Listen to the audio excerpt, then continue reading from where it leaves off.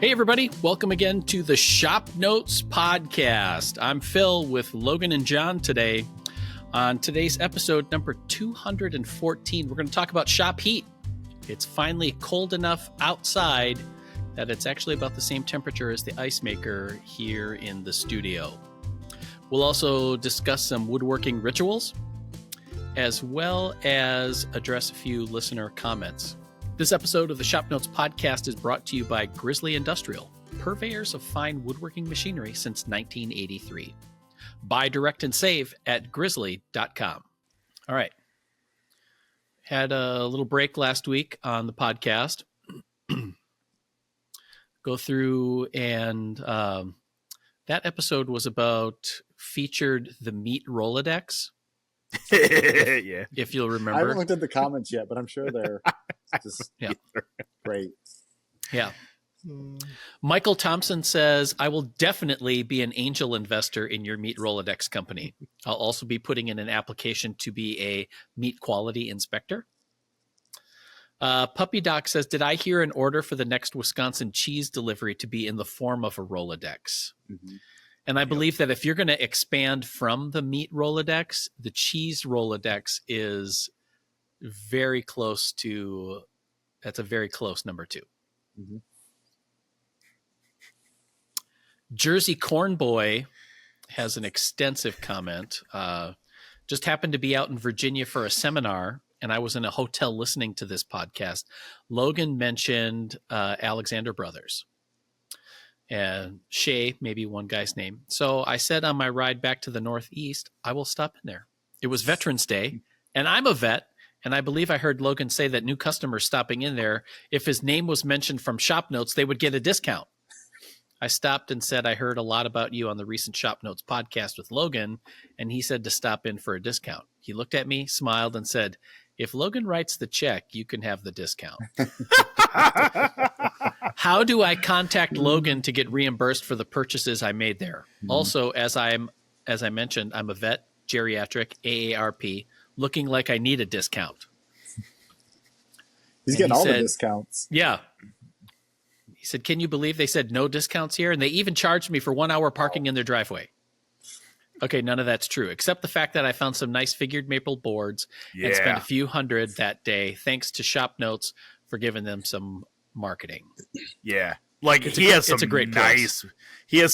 nice figured maple too. Like Shay and I were talking, he's been looking for some big hackberry. And their hackberry there doesn't grow very big. So he's like, hey, if you can find one and cut it, send it to me on a pallet. I'm like, I will send you a pallet of that if you send me some figured maple or figured cherry, because he's got some good bit of each. All right. I mean, that's the new economy, though, is trading stuff. It seems like it's the new old economy. Right.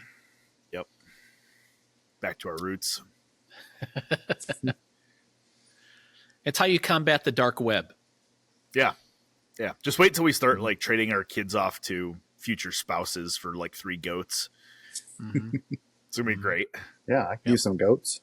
Yeah. And you got lots of kids. I know. I have so many goats. Perfect. Bjorn Bark 5145 says more so Swedish is the correct spelling, more so with the slashy through it. Correct. Yep. Is actually Danish. Oh, made in Denmark. Sorry. Wow. Isn't it all the same over there? Whoa. All you Scandinavians. What do you mean, you people? Yeah. Jeez. Sorry. Not all birches are Baltic. I mean, you're not wrong. Nevertheless, having a little small Morso wood stove in a workshop would be fantastic. Yeah. Every time I walk into my shop and it's been cooler weather, because over the last, I don't know, let's call it a week, the temperature has kind of been stair-stepping down a little bit. And I think to myself, where could I put a wood stove in this place? And how do I make that happen? Yeah. I've kind of done the same thing. It's like I have room, but stuff's starting to fill up. And it's like, it would sure, like, after spending, I think this is where this whole thing came from, is I was in Shay's shop. I'm like, man, this is really nice heat. Like, I like this. And then I walk in here at noon 30 on Thursday in November, and it's 60 degrees in the shop, which is not cold, but it's like, boy, a little fire would be really nice right now as I'm sitting here with the space heater next to me. Right. Just take the edge off a little bit. Yeah. So before we started recording, you were talking about making a change to your heat setting in your shop anyway. Because of something that you had discovered about your radiant heat. Well, I knew it, but I kind of had forgotten it. The radiant floor thermostat operates in two different modes. You can have ambient air mode, or you can have floor probe mode. Where one of them, it's measuring the air temperature, and if it's not at the set temp, it pumps heat into the floor. If it does, then it shuts it off. In probe mode, there is a probe that's buried right under my big bandsaw, and it's in a piece of PEX in the concrete, and it's measuring the concrete temperature. And if the temperature that's set at the thermostat equals the probe temp, it doesn't call for heat. But if the concrete probe is colder than the set temp, it calls for heat. So I think last year, because I didn't really have these mini splits running fully, I think I had one up. I was relying on the radiant floor to keep everything warm. Where now it's like, okay, that's where my $500 a month heating bills were coming from the shop. Because I think it was just dumping a lot of energy into this floor with that electric boiler I'm using. So I've switched it over to be floor probe, set at 65 right now. I don't know what a good temp is. Everyone's like, oh yeah, radiant heat's great because you can feel the floor be warm. I was like, well, it doesn't feel cold, but it's not what I would call warm. Yeah. So maybe, once it gets a little bit more, freezing out, and I need to start pumping the heat up a little bit more, maybe the floor will then feel warm. But I'm okay with moving the space heat around. And as you said, Phil, like 60, 61, 55 to 60, that's a pretty good like sweater working weather, especially when I throw my apron on. That's pretty good. Yeah. And then once like you start not getting sweaty, other than if you're just at your bench doing something and not moving around much, but if you start moving around in your shop, like that's a decent temperature to be working in. Yeah. Yeah. And some of it's more like keeping the bathroom from freezing, Sure. Which all of that stuff, like I can blow out those water lines. So like, I don't have to necessarily worry about that. Maybe it's more of a, set the floor at 65 degrees. That way Goose doesn't get too cold. Clearly he's not cold right now with his little pink toenails sitting in my lap. And then I just let the ambient air be what it is. I do have a couple Wi-Fi controllers for these mini splits. Okay. So they're like USB dongles you stick in them, and it turns them into like smart controllers, so I can set like schedules and stuff. So maybe that's a better way to do it. It's like, hey, turn it on Monday through Friday from 6 a.m. till 5 p.m. Yeah. So I don't know. A couple more ceiling fans in here will also help with the heat situation. Sure. I imagine it'll be, and then with every winter being a little bit different. Yeah. There's a learning curve that goes on as to what. Yep. So there's one of our discussion questions. I'd like to know what other folk have for shop heat, especially this being winterish sort of season. What do you use to heat your shop? Is it unheated, unconditioned, just a little radiant or quartz heaters or little wood stove, whatever? Don't really want to hear from folk in the South who are like, I live in Florida. It's 74 degrees. I have the door open. You remember that winter? Yeah. It got down to 42 degrees. Yeah. If it was 61 degrees in Florida, they'd be wearing parkas. So. Legit, yeah.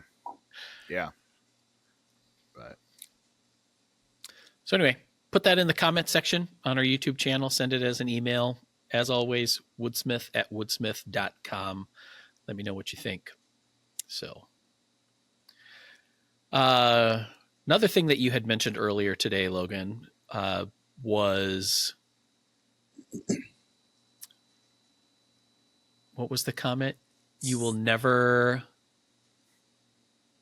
poo-poo another person who says that they have 2 router tables. 3, yeah, well, multiple, yeah. Yeah, I said I will never shame anybody ever again for having multiple router tables. And I say that because in the studio we have 1. Okay. John and I were both trying to do multiple router tasks at the same time. Mm-hmm. So, bit changes, et cetera. I currently have 3 in my shop, and it is an absolute luxury. Like, I would also not be upset if I ended up with, like, an in-wing one at the table saw. Okay. I don't know how that's going to work with my side-by-side table saws I want to do, but, like, we'll figure it out as it comes.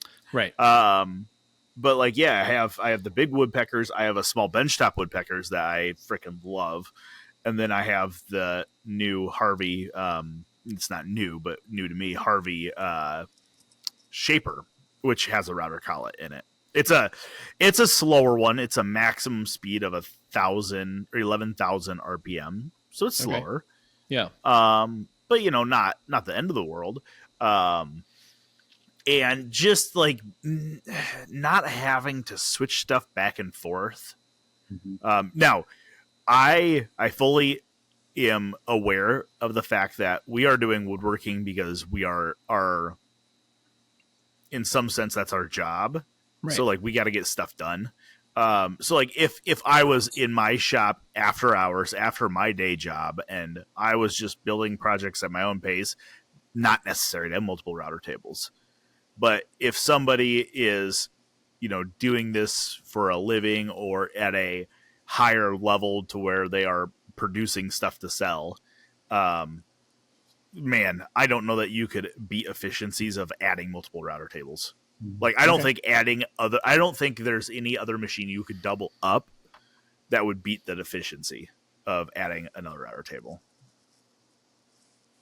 Yeah, even if it's just like one full-size router table and then a couple bench tops, or you can do most anything on a bench top. Yeah. But, I mean, there's sometimes where it's nice to have a full-size one, but a lot of stuff you can do on a bench top router table.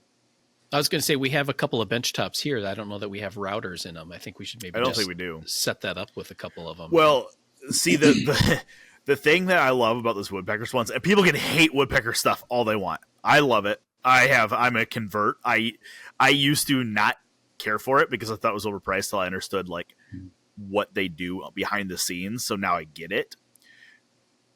But their design for the router table is awesome because it doesn't use a router plate. It uses a router plate that is removable and is an auxiliary base for the router then. Sure. Mm-hmm. So I think they call it their Stable Max router table.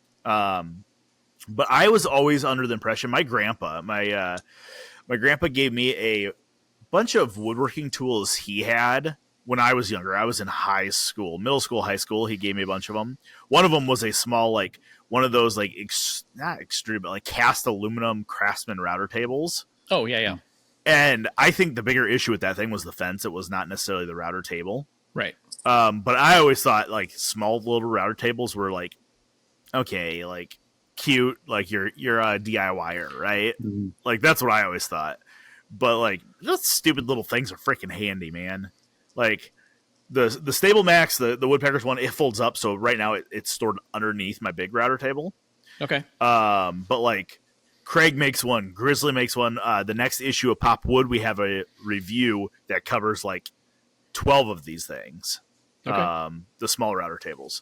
And they're pretty solid. They're pretty legit. Some of them are heavy too. Like I think the Grizzly ones are cast iron. So like it's a real router table in a little boy body. Yeah. But even like Lee Valley has a set or has a little router table that's like a kit that you assemble yourself. So, and we've done a ton in ShopNotes and Woodsmith that are compact router tables, easy to build. Or clamp, like the latest one that you built, Phil, with the clamp on. Oh yeah, bench version. They're nice. Well, and quite honestly, that's what Doug Stowe has always used. Right. If you look back at Doug's books from 30 years ago, I'm like, that's the same freaking router board he's using today. Like, it is a piece of MDF with an old 690 bolted to the bottom. Yep. No adjustment on it other than sliding the body up in the housing, and he just uses the crap out of it, and he does super precise work. Yeah. So, yeah. That's true. It would be, so here, John, for you, a question.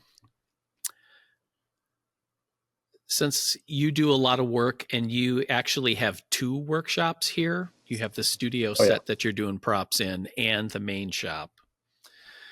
If you had your choice in a home shop, what would be a double tool for you? I mean, the router idea is not too bad just because they don't take up a lot of space. But at the old studio, when we had 2 table saws, that was really nice when you were doing joinery to go back and forth between. But you'd have to have a bigger shop to swing that, and it's a lot more expensive to have 2 table saws than 2 routers. But that's true. Yeah. Just between the table saw and router, that's usually the ones that you get annoyed the most as far as changing out bits and blades and setups and moving the fence around. And it seems like other tools is not as much changing out and setup. Right. Because I think there's a universal law that as soon as you move the rip fence on the table saw and loosen the arbor nut, you realize that you have at least one more piece that you should have cut at that previous setting. Yep. Yeah. I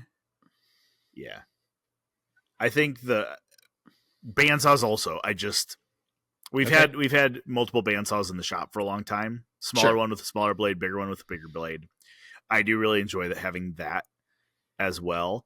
Having changed the blade on our TV set bandsaw a few times in the last couple days. Stupid. Hate it. But it's funny. We were talking about this yesterday, Phil. We pitched the idea of having we were talking about, the former president of Des Moines Woodworkers has a shop here that we teach classes in, or I don't anymore, but you do still, Phil. Yeah. And he's currently in the middle of building a cedar strip canoe. So we were kind of talking about that, and we were talking about, Chuck and I were going back and forth on how he was going to get those strips. Was he going to order the strips? And you said it seemed like he had ordered the strips already molded. Right. Because those cedar strip canoes, you have a cove on one side and a bead on the other, so they kind of lock together. And I think I might have mentioned it. I might have internally mentioned it to myself, like how, because sometimes I have ridiculous, stupid things that I just don't say it loud. If you guys can believe that or not, like, boy, how cool would that be to have like a dual head router table? Like, I think I said that because then you could route, like, if you were doing a cedar strip canoe, you could route the coves and the beads at the same time. Sure. Instead of doing 400 passes, you could do 200 passes at the router table for all the strips. Lo and behold, last night, a Festo shaper came for sale up in Ames, about 45 minutes north of us, that has 2 heads on it. Now, Festo was the precursor to Festool. Okay, it's a German company. They made name. They made a bunch of big stuff. So this is it looks almost like my spindle sander. Very small base. Okay. 2 individually controlled shaper heads on it. I'm like, I don't need it. I do not need it. This is the same. So when are you picking it up? No, I'm not. I will. Do you remember me showing you that giant what was it? A giant Oliver disc and spindle sander combo. Yes. The guy was asking $4,500 for it. Yeah.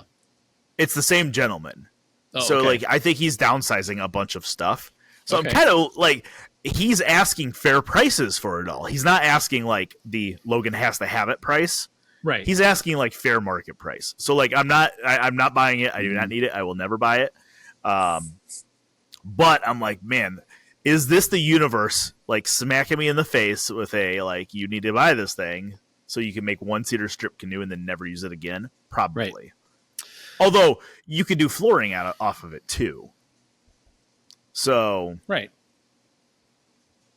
Yeah. you know, and $3,500 is a whole lot cheaper than a $20,000 flooring molder that I've Been eyeing. Yeah. I've just been looking at the specs of them. Right. Yeah. It's research. Yeah. I mean, you can't be expected to be the editor-in-chief of a woodworking magazine and not be doing industry research. That's right. That's right. It's all I'm just academic. trying. Yep, I'm trying to angle for woodshop news articles. Perfect. Yeah. Perfect. All right. So that's another poll question that I'll put out there on the send me an email or put that in the comments section. If you could double up a tool in your workshop, what would it be? Logan's trying to do all of them currently. He's got 2 bandsaws, 3 router tables. He's working on the side-by-side table saw idea still. What would it be? I have my tiny little shop. I now have 2 router tables, and I enjoy that. I worked a long time with just a single router and a single router table so that if I wanted to use it in a table, I put the router in the table. And if I wanted to use it handheld, I took it out. It's a great way to work. It's a low cost way. Once I got my little Bosch Colt, transformed my woodworking, and I have that little router table that we did on the TV show and in ShopNotes with the little fold up wings. And it is nice to have a little table for set up for something where you're just in between processes, where a lot of other things are happening in your shop and you don't need the full size router table set up. But I'll put a link to photos of my clamp on router table that I've done. And I think I had that in a previous episode too, that I showed some photos of that. This episode of the ShopNotes Podcast is brought to you by Grizzly Industrial, purveyors of fine woodworking machinery since 1983. Buy direct and save at grizzly.com. You know, you have multiple router tables. You have multiple routers now, right? Right. Both of them will have to get pulled from the table in order to be used handheld. I was going to say, do you see a need of adding another router so you don't have to pull it out?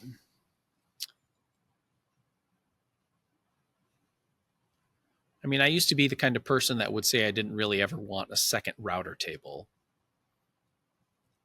Being a needless you got a taste frivolity. of that life, that bougie life. Right. So the side of me that wants to be very content with my current tooling setup says that I'm fine. But if I were to get a third router, it would probably be a small Colt or battery. Yeah, Colt kind of sized router with a plunge base that would kind of handle most of the handheld work. Because I think that those routers do, for the types of furniture-y, box projects, little things, whatever that I do, that's the right size. I kind of always followed that mentality. Like and I think I've said this before, like routers have always been my least favorite tool in the shop. Just because I never use them a ton. And somehow I ended up with 3 router tables, and I was just trying to sit here and count how many routers I have now. And I think these are including the 2 that are mounted in the tables, one that's mounted in the Panto router, one that's mounted in the multi-router. I probably am up to 8 routers. Whoa. Yeah, I mean, some of them I don't count though, because it's like they're in a machine and you're not going to pull it out. I'm not going to pull it out, you know. Quite honestly, I don't even know if I have a base for I have one of the giant Porter Cable 7518s, the giant one. Yeah. That's what's in my router table. Like, I don't even think I have a base for that, you know. Oh, yeah. and So it's then, really just a motor.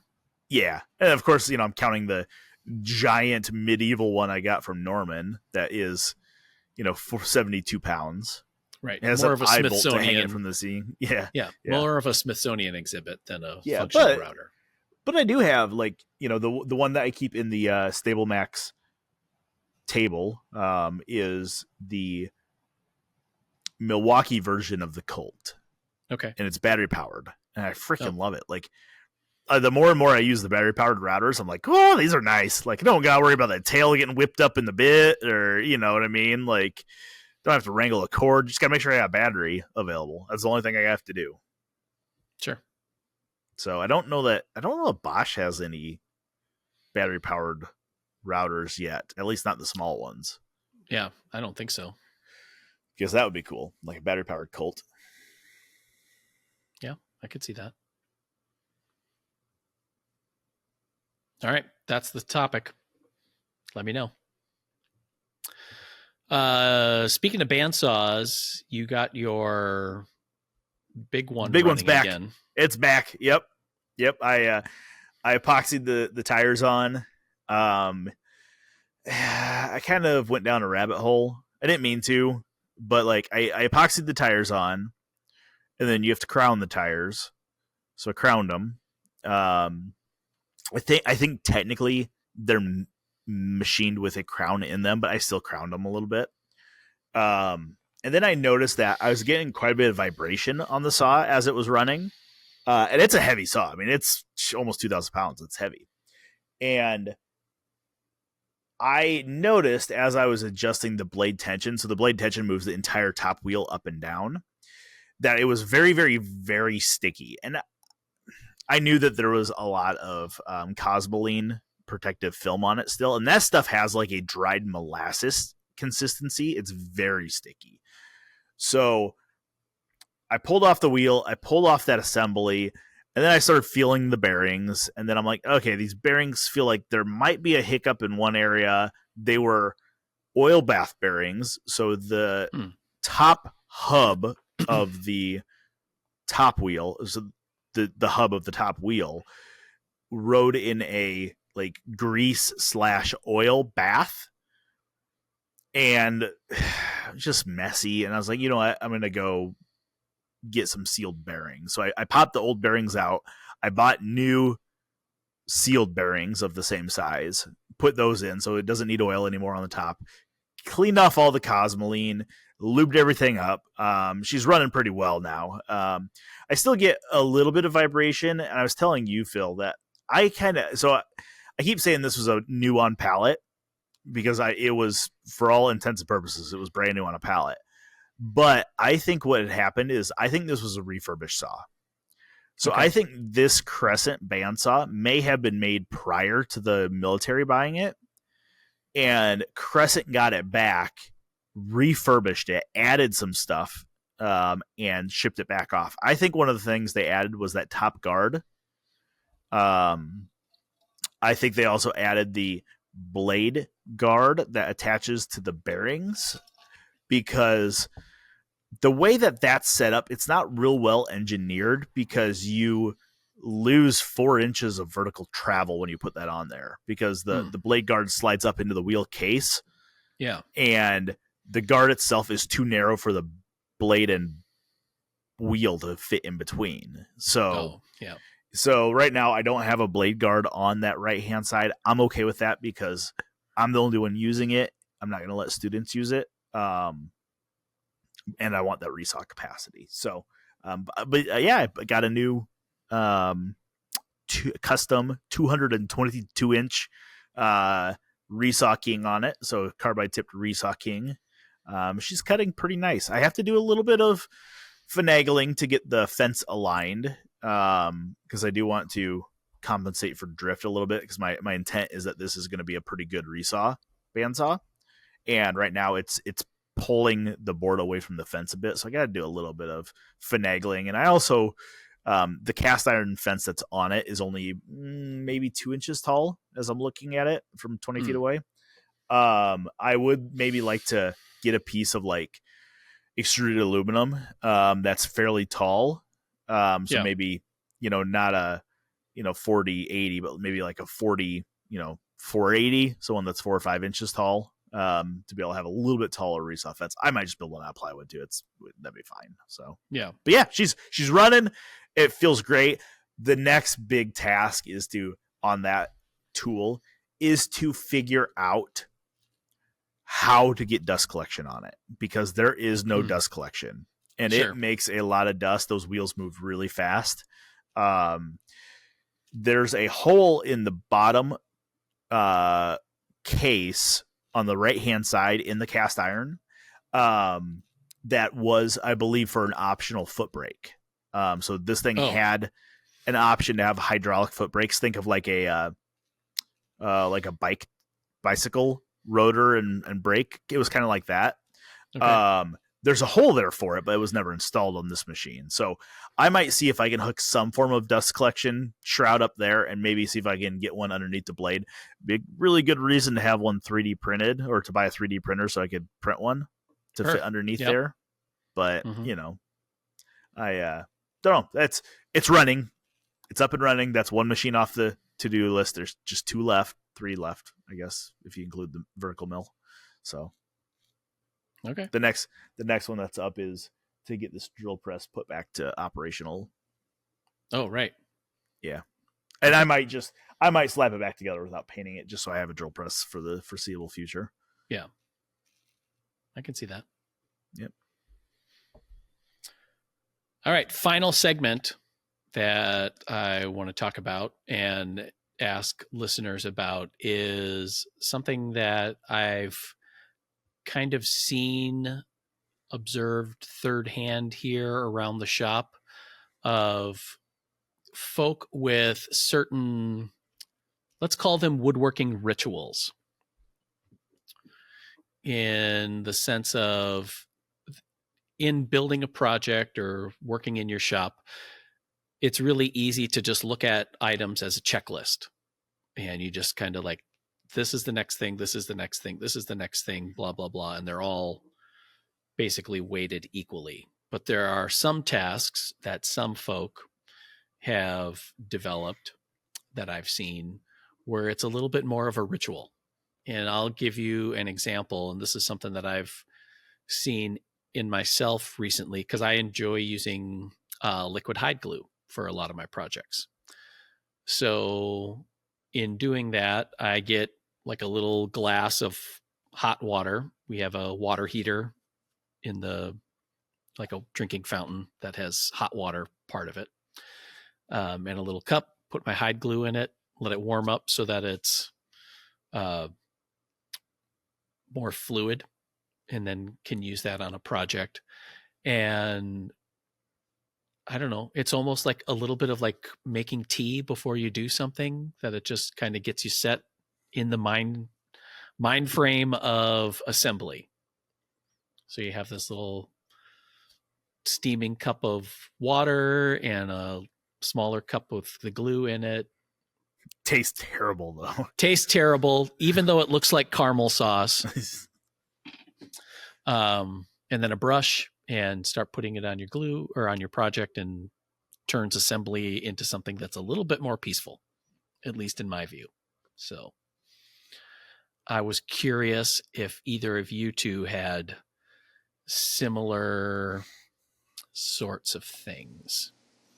Gosh, I'm feeling self-conscious now. I don't feel very ritualistic. I'm more of a chaotic woodworker. It's kind of how I think it. Get the stuff out, start putting glue on. Oh, whoops! I need clamps now. Or just working where I was like, oh, here's the open space on the floor. I'll just work on the floor, like sit down and clamp here. Or here's a flat surface to do something. And I'm just kind of all over the place. Not much thought into it. Feel bad now. Yeah, the closest thing I have to a ritual is just walking in circles trying to find my safety glasses that I just sat down. Yeah. I think you guys have seen that the last 2 days that I've been filming. God, I don't know why. Like, I don't know what's going on. Yeah, I feel like in the shop we have like 5 pairs of glasses, 5 tape measures, 5 hearing, muffs or whatever. And it's like, you still can't ever find one. It's like, where did they all go? Yeah. They'll disappear. No, I think the closest I get into a ritual is, and this is kind of by necessity with how the material I work with, is the closest thing is like getting stuff out on sawhorses, laying out parts, marking the rough saw and stuff and breaking that down. Like, that's my closest thing to a ritual. Which is, which I think is, it doesn't have to be some kind of Japanese tea ceremony. Yeah. I'm just thinking that, there are things in what we do that you just kind of check off the list. And, because I see, so for example, with John, whenever we're getting ready to do a TV show episode and he's going to start putting together props for us, like, he prints out the project and all of a sudden there's a tape measure in his hand and he's got a pencil behind his ear and he starts going through the project creating, dialing in this, what's going to be needed in terms of materials or whatever and how that's going to start. Mm-hmm. So, and I don't know if it's this way in your shop, Logan, but when you're here and you're about to start doing something on camera, you'll like put your shop apron on, do the pat down, make sure everything's all in there. And then you're like dialed in, locked in. Like, there's something you got a little transformational in the act of putting on your apron that gets you ready. Yeah, I would say, 9 times out of 10 when I'm in my shop, I have my apron on. Sure. If I'm doing something like trimming the windows in the shop or something, like, I don't have it on because I'm climbing up and down, whatever. But if I'm on camera or shooting photos or building a project for the magazine, or if I'm just building, I honestly could not tell you the last time I built a project that wasn't in front of a camera, like whether it's a photo camera or a video camera, which is really disheartening. I was thinking I have to build the desk for my office. I was like, I wonder if I should just build the damn thing and not even photograph it, because it seems like a missed opportunity, but it also seems really pleasant to do. Yeah. Just because it would go faster. Away for like 3 times as fast. But I do. And after having that apron, I know where everything's at. Like, I can, like, just sitting here, I know right where my hand goes, left hand side for my square. I know right where my tape measure is on my right hand side. I messaged you guys yesterday. I'm like, is my 12-foot Starrett tape measure there? Because I'm missing it, and it's usually on my hip, on my apron, and 652 toothpicks, like, it just is one of those things. So I would say, that's kind of the shop situation when that happens, when the apron goes on. But anyway, like I said, it was something that I noticed in myself, and then I see it in other people, especially when, having worked here as long as I have and observed people who have been here a long time, like Chris has certain rituals, or Steve Johnson, or, even Mark and Dylan, who haven't been here as long, but you still see them with certain routines that feel like that they're more than just the next step on the list. Mm-hmm. All right. So now that I've made everybody uncomfortable and second guessing themselves the next time they're in the shop, that would be something to just think about. Zero shame over here. Right. You can't shame me more than I shame myself, Phil.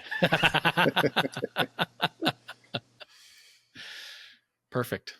There you go.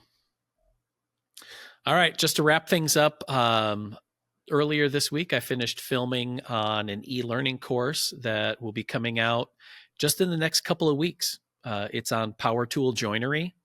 It's a type of joinery approach that I've gravitated to over the last few years in using wood connectors or some kind of wood fastener or whatever you want to call it to join work pieces together. So we'll look at dowels and biscuits and splines and loose tenons, tigers and bears. Oh my. So keep an eye out for that one. You can also check out the various Popwood and Woodsmith e-learning courses at the various websites, woodsmith.com, popularwoodworking.com, to see what's available. There's actually end of the year sales on those courses going on right now. So you want to check those out. Special thanks to Grizzly for sponsoring today's episode. They're sponsors of the TV show, and we have a lot of tools in the shop now from them, and have fallen in love with their edge sander and also their little benchtop spindle and edge sander. So I'm live and die by that 15-inch belt sander. Or there's the belt sander, the wide belt thickness sander. So all about abrasive tools here. So that's it for today's episode. We'll see you next week, everybody. Bye.